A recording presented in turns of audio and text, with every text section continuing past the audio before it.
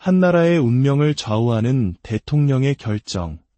그 중에서도 특정 인물의 죄를 사해주는 사면권 행사는 늘 뜨거운 논쟁의 중심에 서왔습니다. 특히 그것이 국민적 공감대를 얻지 못할 때 그 파장은 상상 이상으로 거세게 몰아칩니다. 최근 있었던 15 광복절 특별사면은 바로 그 논란의 정점에 있었습니다. 조국혁신당의 조국 대표와 윤미향 의원, 입시 비리와 위안부 할머니 후원금 횡령 의혹 등 국민적 공분을 샀던 인물들이 사면 명단에 오르자 여론은 들끓었습니다. 이 결정으로 인해 이재명 대통령과 집권 여당의 지지율은 급격히 하락했고 정치권은 거대한 후폭풍에 휩싸였습니다. 상식적으로 이해하기 힘든 결정, 정치적 손해가 불보듯 뻔한 상황에서 이재명 대통령은 왜 이런 무리수를 둔 것일까요? 여기에는 표면적으로 드러난 이유 너머 훨씬 더 복잡하고 절박한 속내가 숨겨져 있다는 분석이 지배적입니다. 오늘 우리는 그 거대한 논란의 막을 한꺼풀 벗겨내고 그 깊숙한 곳에 감춰진 진짜 의도를 추적해보고자 합니다. 본격적인 이야기에 앞서 저희가 더 깊이 있는 진실을 탐사하는 데 큰 힘이 될 수 있도록 잠시 시간을 내어 구독과 좋아요를 눌러주시면 감사하겠습니다. 여러분의 작은 관심이 역사의 중요한 순간을 기록하는 데 큰 동력이 됩니다. 이번 사면 논란의 핵심을 이해하기 위해서는 한 인물의 이름을 주목해야만 합니다. 바로 이화영입니다. 그는 이재명 대통령의 최측근 중 한 명이자 현재 대한민국을 뒤흔들고 있는 대북 송금 사건의 핵심 인물입니다. 이재명 대통령과 이화영 전 부지사의 관계는 흔히 실과 바늘에 비유됩니다. 서로를 떼어놓고는 설명할 수 없는 너무나도 많은 비밀을 공유한 운명 공동체라는 의미입니다. 많은 정치 분석가들은 이번 조국, 윤미향 사면이 사실상 이화영 사면을 위한 거대한 밑그림의 첫 단계, 즉 밑밥 깔기라고 해석합니다.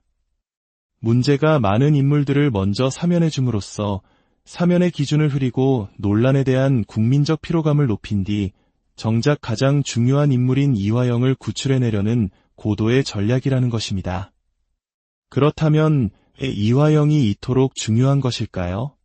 그가 입을 여는 순간 대북 송금의 실체가 드러나고 그 칼날은 곧바로 이재명 대통령을 향하게 되기 때문입니다.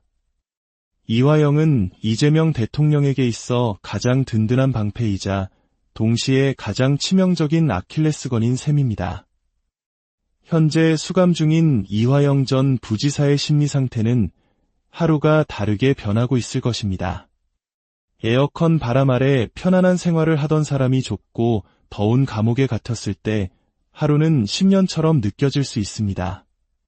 그 고통 속에서 그는 끊임없이 밖을 향해 신호를 보내고 있을 것입니다. 나를 이대로 버려두지 마라. 약속을 지키지 않으면 나도 모든 것을 불어버릴 수 있다. 이러한 무언의 압박은 매일같이 이재명 대통령의 숨통을 조여오고 있을 겁니다. 바로 이 지점에서 이재명 대통령은 평생 일대의 딜레마에 빠지게 됩니다. 만약 그가 이화영을 사면시킨다면 어떻게 될까요? 국민들은 제19 감싸기, 사법 시스템 붕괴라며 분노할 것이고 정권은 국민적 저항이라는 것엔 돌팔매를 맞게 될 것입니다.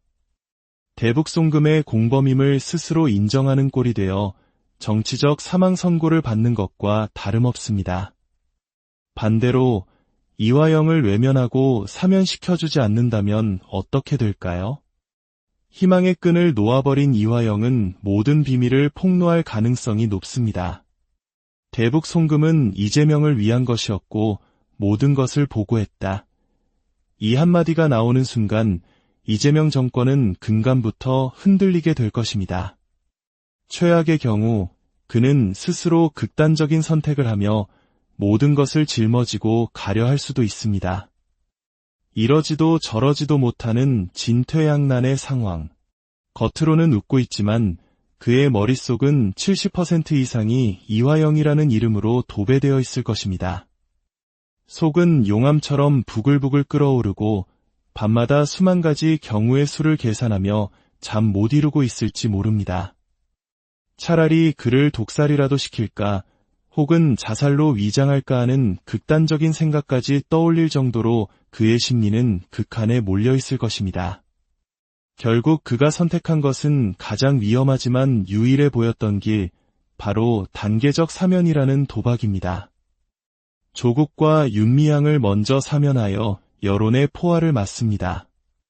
그리고 다음 단계에서 다른 인물들을 또 사면하며 이 사람도 사면했는데 저 사람이라고 안 될 거 있나라는 논리를 쌓아갑니다. 그렇게 한 단계 징검다리를 놓아 최종 목적지인 이화영의 사면까지 가려는 것입니다.